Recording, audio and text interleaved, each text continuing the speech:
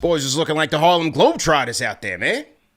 Man, yo, they took a little hiatus. They came back, and they looked even better than last game. And they looked even better than the last game. I mean, I literally wanted to do the Globetrotters theme song as I seen the ball just going from corner to corner and, you know, the drive and sprays. It's beautiful basketball is what we've been seeing. And I know, you know, like clockwork, Al, in the comment section, it's going to be the qualifiers. It's going to be like, oh, man, it's the Nets. Y'all relax. Relax. We didn't do anything. It's the Nets. Listen, we get it. Okay, we get it. But you're still looking for positive signs, right? You're still looking for positive signs. You had 6 Knicks in double figures. The ball movement we talked about, beautiful. 31 assists. They almost got to their 43s. They got to 37 threes. The defense was on the money. Mitchell Robinson a plus 40 on the night. I mean, how can we complain? These guys are trending upwards, and they look fantastic right now. CP, I don't want to hear about any qualifiers for tonight, and I get it. It's the Brooklyn Nets. But let me tell you something. This team just dropped over 130 points again after having a little hiatus from playing basketball. You know what I mean? Like, they dropped 137 on the Timberwolves, a quality basketball team. Then you came back after getting some well-needed rest to drop 134 against the Brooklyn Nets. And not only did you drop 134 against the Brooklyn Nets, we had the C squad out there holding them under 100 points. Okay? The Knicks came out here firing on all cylinders tonight, dominated from start to finish. No question who's going to win this one. And I don't need to hear about the qualifiers. This team is looking like a well-oiled machine at this point. And look, we're still getting some good variations out of lineups, man. I mean, look, tonight you didn't even need Karl-Anthony Towns and Mitchell Robinson to play that much. You got Yabu out there with Brunson, Hart, OG, and Bridges, and it was still looking fine. So this team is just clicking, man. And the offense, you talked about it. They're cutting jump passes to find guys in the quarter. I mean, the one thing I love tonight is that the centers are getting involved, cutting down the middle of the lane, whether it's Mitchell Robinson getting a dump-off pass from Jalen Brunson or Jordan Clarkson with the dime of all dimes to Karl-Anthony Towns for the finish. I mean, this team is just – it looks like guys are figuring out what their roles are, CP.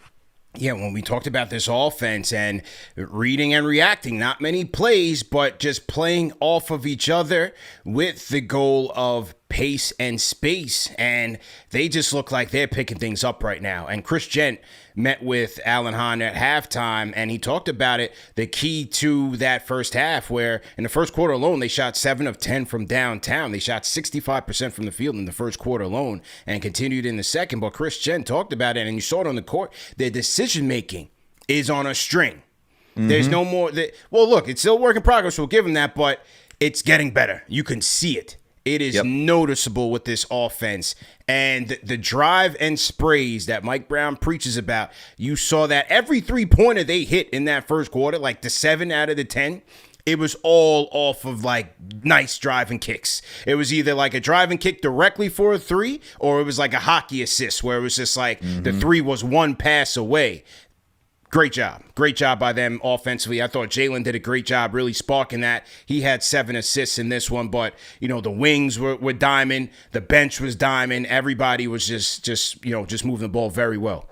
Absolutely. It was looking like the old San Antonio Spurs, man. I mean, the way they were swinging that rock around. So yeah, it was just, it's beautiful. I mean, there's one where I think everybody touched the rock. I think there had been like 6-7 passes. It ends up with Josh Hart being at the top of the key and drills that 3. Yeah. And then you're like, hey, maybe his crooked finger is helping him shoot even better. Who knows? But look, this team, they understand what they want to do. And you see that with, as you mentioned, the decisiveness, right? They're cutting and they know, all right, my guy's going to be out there in the left corner. Even in the left corner, all right, this guy's closing out on me, kick it to the top of the key, and they keep working it back around, even if it's a pass back to somebody who's now open because you have a defender who's between 2 guys on the wing who doesn't know where they want to go. Like that, this is the type of stuff that we've been asking for over the couple of years. This is what this front office wanted when they moved on from Tom Thibodeau, not to rely heavily on Jalen Brunson. And that's the other thing, CP. It's not Jalen Brunson bringing up the rock and we're watching him like trying to drain the clock out, right? It's either sometimes he's bringing up the rock, Hart's bringing up the rock, Bridges, other guys. It doesn't matter who. Like, and they're initiating the offense with whoever. Yeah. I mean, think about the one where Brunson gets fouled in the corner, right? That's a catch and shoot three. This catch is and what you shoot. wanted for this guy. This is the type of stuff that you see Steph Curry doing and saying, hey, how do we get our best player better looks, man? So that way he doesn't have to work 10 times as hard. And yes, Brunson could still do the damn thing that he can do. We saw him body somebody in the paint and still get that easy finish off the glass. But you want to get him easier shots as well. So he doesn't have to work twice as hard and he has to be covered in bags of ice resting up for the next one. Yeah. So this offense, man, it's looking a lot cleaner. I know it's the Brooklyn Nets, but let me tell you something. Even against a team where you're supposed to dominate, you want to get these reps in so that way it's even better practice for you. And it looked like great practice for them out there tonight. Right, and again, the competition be damned. It's you want to see execution out there. And that's what you're seeing. It doesn't matter who's in front of them. It's about them executing on the principles of this offense. And you talked about Cap getting the catch and shoot opportunities, but at the same time, you have a lot of guys driving and kicking. McCall is getting into the paint. OG is getting into the paint. Karl Anthony Towns, Josh Hart, Jordan Clarkson. Like everybody is doing their job to get that ball moving, and the ball finds energy. Those good shots, it finds energy. And this is how they've been able to create such efficient shots. Once again, 31 assists tonight for the Knicks on 48 made field goals. So just overall, just a great job by them, just getting the ball around the perimeter and finding that open guy and playing very unselfish basketball. And speaking of unselfish basketball or efficient basketball rather. How about Karl Anthony Towns tonight, Al, our player of the game? Boy, I'm sure he wishes he played the New Jersey Nets every night. 28 points, 28 minutes, 12 rebounds, 10 of 17 from the field. Didn't even hit a three tonight. Really didn't need to. But shout out to the big bodega, man. Easy work, a perfect 8 of 8 from the charity stripe. And once again, man, only 2 turnovers, 2 dimes, 2 steals, but 28 points for the big bodega tonight, man. Light work for the big bodega.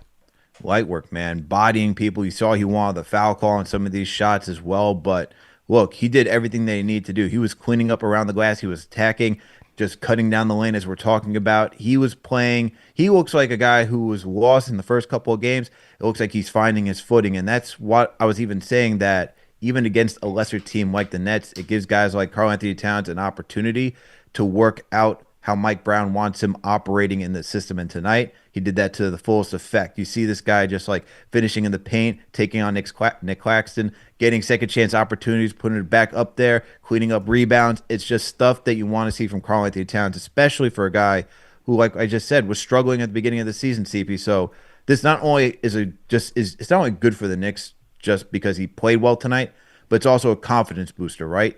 You get to dominate in the most efficient way possible. 10 of 17. 10 of 17 from tonight.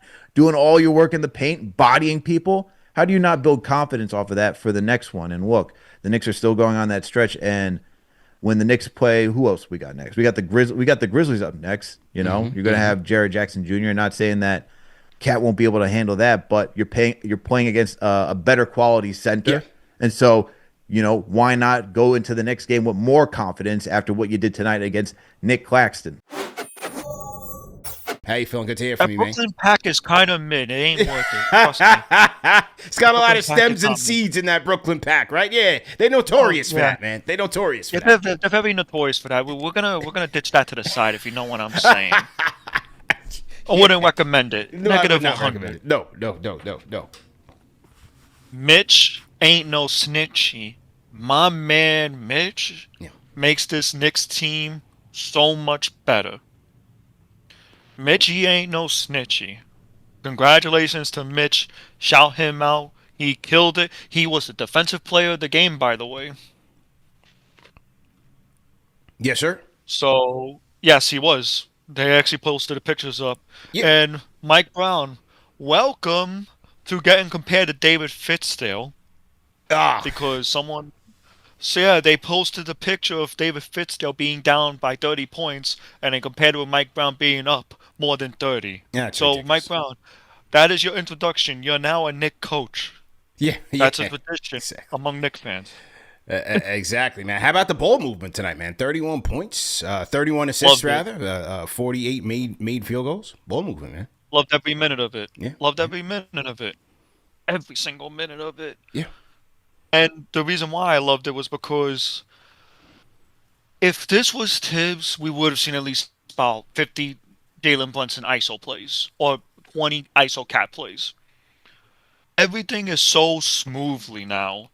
Getting JB into his ISOs and getting Cat into his ISOs. It's not a grind no more.